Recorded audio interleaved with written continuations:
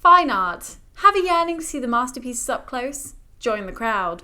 In September alone, thieves stole $1 million worth of Andy Warhol paintings from a Los Angeles area home, while $27 million worth of Jackson Pollock, Rembrandt, and Van Gogh works were lifted from a Pebble Beach, California residence. Art heists are nothing new, and if recent history is any indication of what will happen in the future, it's only a matter of time before these California dreamers end up caught and the works returned. You've likely heard of Mona Lisa's disappearance from the Louvre in 1911, or the Last Judgment triptych in 1473. Yes, those works were recovered, and in fact, after a little digging around and cross-referencing, it appears that most thieves who have stolen famous artworks have been caught, and most paintings have been found and returned. So before you bust out the leather gloves and ski masks, perhaps a refresher on the recent history of art heists is in order. During the opening ceremony of the 1994 Winter Olympics in Lillehammer, for example, thieves broke into Oslo's National Museum of Norway, swiped Edvard Munch's The Scream, and left in its place a note reading, "Thanks for the poor security."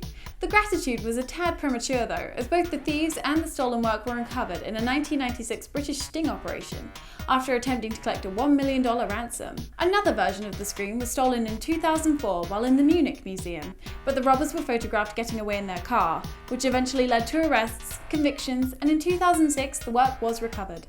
In Sweden, the men behind the December 22, 2000 theft of two Renoirs and a Rembrandt from Stockholm's Swedish National Museum certainly deserved style points for their Hollywood blockbuster-worthy heist.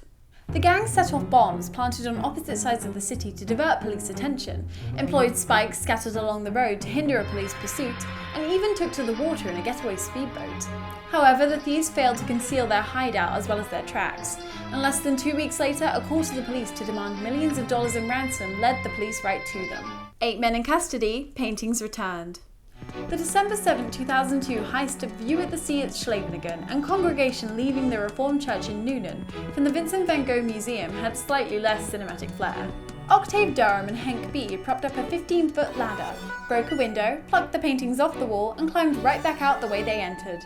Despite the paintings never having been recovered, the duo was convicted and sentenced to 4.5 years due to their DNA found on hats at the scene of the crime. A rookie mistake? Perhaps not. Dutch law states that art thieves can become the owners of their pilfered works after 30 years, provided they can prove they committed the crime. If that was their plan all along, hats off to you, Octave and Hank. If all these failures are leaving you with a craving for an art heist success story, look no further than the March 18, 1990 robbery of Boston's Isabella Stewart Gardner Museum.